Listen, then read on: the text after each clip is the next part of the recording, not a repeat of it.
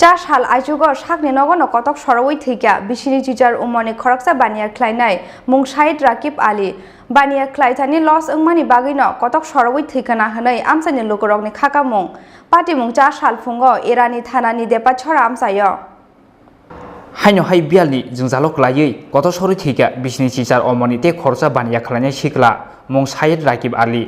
बानिया ख्लाइथानि लस अंमानि बागैनो कत सरोवी थैखाना हनै आमसानि लोगोरगनि खाका मुं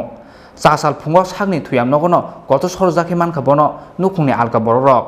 5 साल हर बिहिबाय कनैनो बग्रा संनि जाति रंनि नगो नगराय चानानि थांमानि बरक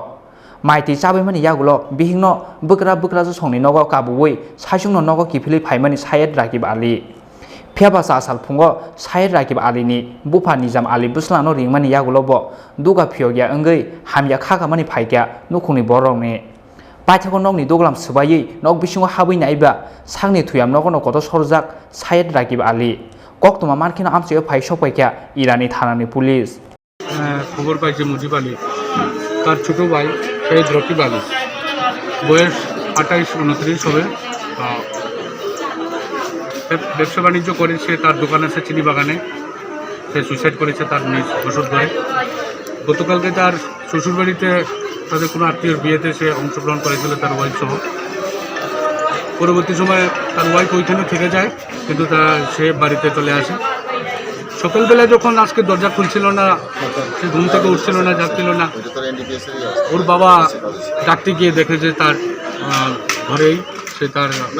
ব্যবহৃত গামছা দিয়ে ঘরের তীরের সঙ্গে উপরে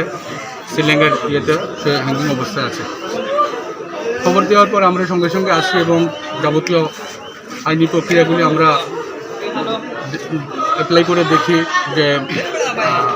আমার যতটুকু সেটা ক্লিয়ারই হ্যাঙ্গিং এবং শরীরে তেমন কোনো রিগর মোটিভস নেই তা থেকে বোঝা যায় সে ভোরবেলার দিকে এমন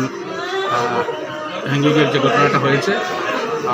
এছাড়া অন্য কোনো সুইসাইড নোট বা কিছু নেই তো পারিবারিক আমরা আশপাশের আত্মীয় স্বজনদের থেকে যেটুকু জানতে পেরেছি তার মানসিক একটা ইয়ে ছিল সে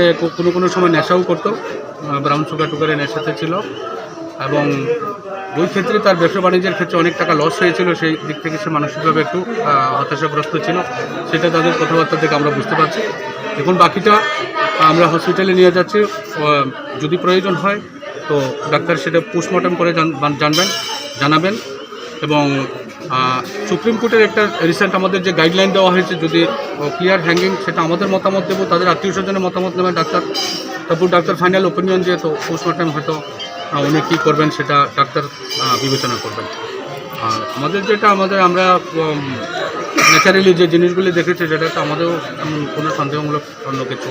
এটাতে নাই ফাউল প্লে আমরা এমন কিছু দেখিনি মাংকতি খসামানি ইয়াগুলো পোস্টমর্টমनि बागै साखामनो हरका पुलिस ब्यूरो रिपोर्ट चिनी खरां।